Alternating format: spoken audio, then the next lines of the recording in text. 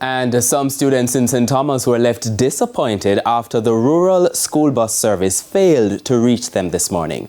But the Transport Minister, Daryl Vaz, says for the most part, the first day of the bus rollout was smooth. Sandy Williams reports.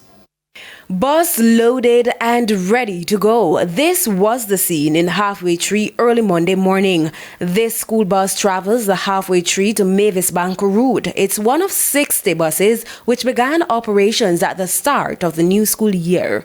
It's 2 in Westmoreland, 4 in St. Andrew, 1 in Clarendon, 2 in Hannibal, 10 in Manchester, 5 in Portland, 8 in St. Anne, 5 in St. Catherine, 10 in St. Elizabeth, 2 in St. James, 7 in St. Mary, 1 in St. Thomas, and 3 in Trelawney.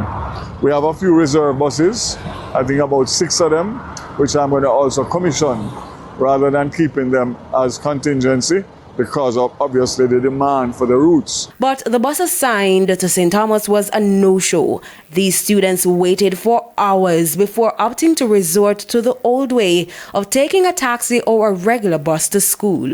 My picking out there so long I wait for the bus. And now I see the bus there. And now I see one of them yet, so warm to them. We have been waiting the school bus that were promised by the government and the MP.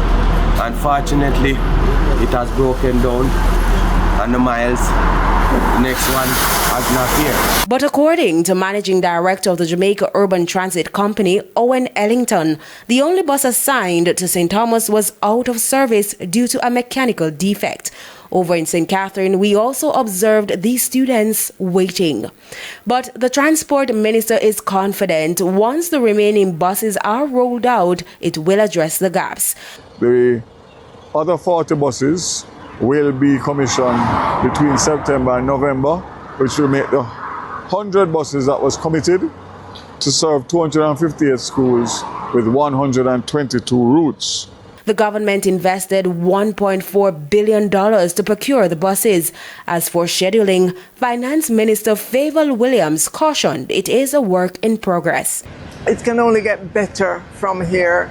We are going to perfect it all across the island, and this is a staple in the education system. We will see what needs to be tweaked, to have a meeting set for Friday to review everything that took place this week, to see whether we need to adjust routes, to see whether we need to adjust buses, whatever it is, based on what actually happens on the ground this week, which will be the first week of the rural school bus implementation. Sandy Williams, TVJ News. Still to come this.